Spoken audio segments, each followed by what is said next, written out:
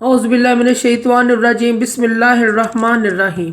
शुरू करती हूँ मैं अल्लाह के नाम से जो नहायत मेहरबान और रहम करने वाला है।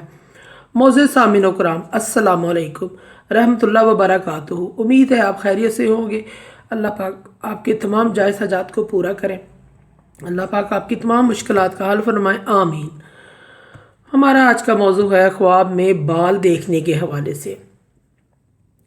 इसकी मुख्तलिफ सूरतें हैं और मुख्तलिफ ताबीरें हैं जिस वीडियो में बयान की जाएंगी। अगर आपने इस चैनल को लाइक और सब्सक्राइब नहीं किया तो कर दें, घंटी के बटन को भी दबा दें ताकि आपको आने वाली वीडियो का नोटिफिकेशन मिल सके।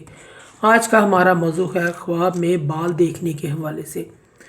ख्वाब में सर के बाल लंबे देखना। अगर औरत लंबे देखे तो जीनत और हुस्न की अलामत है, और अगर ख्वाब में मर्द देखे इसके बाल लंबे हैं तो इसकी आरज़ू और ख्वाहिश पूरी होने की अलामत है।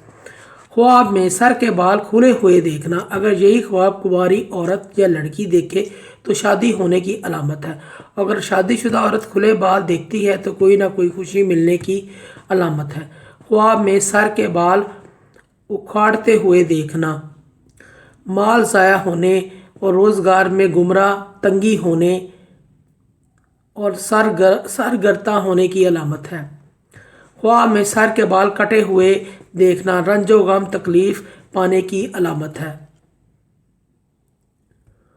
ख्वाब में सर के बाल कटे हुए देखना रंज और तकलीफ से निजात पाने की अलामत है, और अगर बीमार है तो सेहत याबी पाने की अलामत है।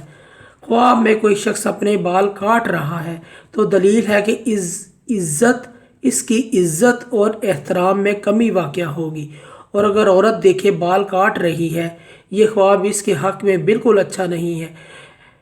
ऐसी औरत को सदका और खैरात करना चाहिए।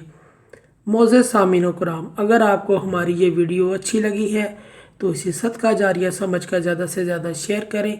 अल्लाह पाक आपके हामी नासिर हों। जज़ाकल्लाह।